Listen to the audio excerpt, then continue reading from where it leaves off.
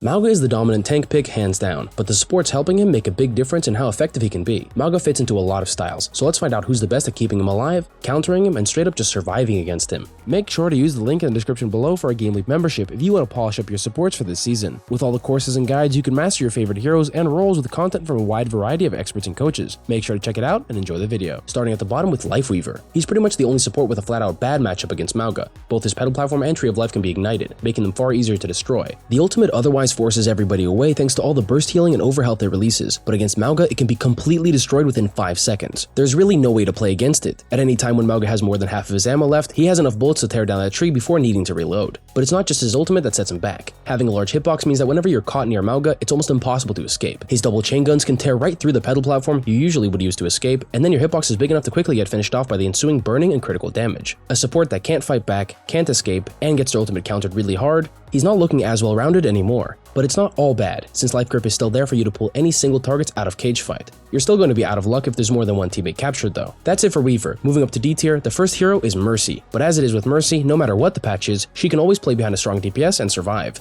But Mauga is a whole new hero that punishes Mercy's rotations. Just playing for one of your teammates is ideal for damage boosting, but not for keeping your whole team alive. Repositioning is key to being an effective Mercy player, but gliding anywhere within 30 meters of Mauga means you risk getting marked and ignited. On defensive maps, she'll be fine, especially when both teams are playing spammy DPS, but as soon as any DPS like Echo or Tracer follow up on Mauga's laser damage, it's going to be a lot harder to float between positions safely. Even Valkyrie doesn't help to dodge his damage, and Mauga even has a way to cancel your resurrection with his slam. You can still damage boost a Sojourn who builds railguns off of the Mauga and fires off one-shots at his backline. It's super powerful, but be extra careful when more dive heroes show up on the enemy team. Next up in D tier is Illari. Although she herself released as a must pick, now that she's been tuned down, she's a way more niche pick and very mechanically intensive. She needs excellent aim to even begin to get value out of her, which is a pretty high requirement for learning a new hero. The problem for her is that her damage just doesn't work on Mauga. He absorbs her relatively small poke damage with ease. Her ultimate is also hard to follow up on because of all the damage reducing effects that Mauga has. Outside of not being able to really impact or help kill Mauga, she doesn't interact with him very much at all. Her hitbox is small enough to not get one shot, and her outburst is actually pretty good for escaping his aggression. She just doesn't have any strong enough advantages into him besides ignoring him and going for picks on the backline. The only problem with that is that Mauga enables really aggressive pushes. Anyone boosted by Cardiac Overdrive diving you is at the very least going to force you very far back, and if the Mauga lands on top of you, it's already over. There's not a lot of time to play slow for picks when Mauga can take his team in for the 5v4 at any time. Now onto B tier, Zenyatta actually has a pretty decent advantage against Mauga. He may not benefit from Mauga's Cardiac Overdrive, but long-range focus fire is right up his alley. Pretty much a perfect match. Discord on the enemy tank and Harmony on yours is the classic advantage play that works just as well with Mauga, but your Harmony Orb is probably better used on DPS that are following up on the Discord instead. 30 heals per second isn't that much when Mauga can heal more than double that at any time he's shooting ignited targets. And as for his ultimate, Transcendence is pretty perfect for cage fight, but still, he's in B tier for a reason. Big hitbox means easy prey for enemy Maugas. Anytime you try to take any sort of angle, you can get dueled and lasered in 2 seconds. You have to play really far back. It's pretty easy to get your ultimate forced that way if you're being aggressive, leaving cage fight open for business. Mauga is also very capable of dodging Discords mid-fight. He's not a hero who has to peek all the time to get value, even though it seems tempting.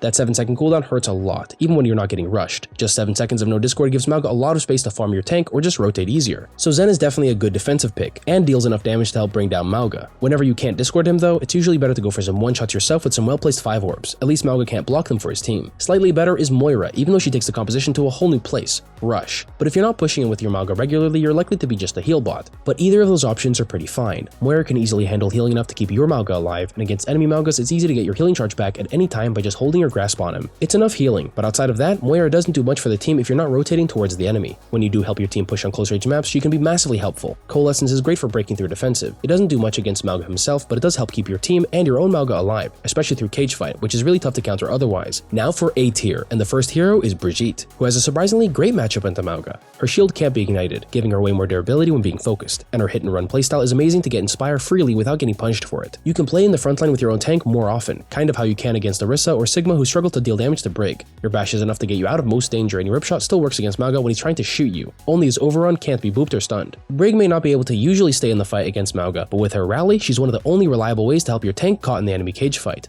Mauga may have infinite ammo, but it's only for 8 seconds. Mauga at full ammo can normally fire for almost 10 seconds without needing to reload anyway, so he can only deal a maximum of 1600 damage during his ultimate. But that's against burning targets. Shield slows damage down way more, so against Brig's rally buffed shield, it takes him at least 5 whole seconds to break it. That's already more than half the duration, and you can even regenerate both your shield health and your normal armor during that time. She's pretty crazy for that, so even though she doesn't contribute to damaging Mauga or hard pocketing your own, she's an incredible asset in the composition. Moving on, even though Baptiste has been nerfed quite a lot, he's still a top pick for any bulky composition, and Mauga Mauga fits that description perfectly. Immortality Field might die super fast, but it still gets a lot done while it stays around. His healing is good enough to keep Mauga alive and is also great for anyone with him, like Reaper and Mei, who are also looking to close distance while you sit in the back uncontested. Even offensively, Baptiste has good long-range burst damage that's perfect for dealing damage to Mauga without getting ignited. He's definitely still a bit of a glass cannon. It's really easy to get melted if you miss position, but as long as you play your distance and don't get your amplification matrix kited, you'll do more than enough for your team. He also has an advantage over Moira in that regard. Doubling your team's damage will put more of a dent in Mauga than Coalescence will for sure. The final top hero in A tier has to go to Lucio, because speed boost is just so powerful for a gap closer like Mauga, and it's not just for him. Cardiac Overdrive makes Mauga so great at pushing, compared to his range damage making him great at poking, and boosting your team with it makes it even more valuable. If Lucio can speed in his entire team, and Mauga can buff everyone with lifesteal and damage reduction, that's 5 massive bulky players running in, and if your DPS deal enough damage, you can actually play to kill the Mauga by literally keeping up with his overrun. Sound Barrier may not be the best in the cage fight, but it's totally worth it if whoever's caught in it has survived for a couple seconds already. The extra boost in health can help them survive and turn the fight. Being caught in cage fight yourself is still really bad, and you'll want to avoid it as much as you can.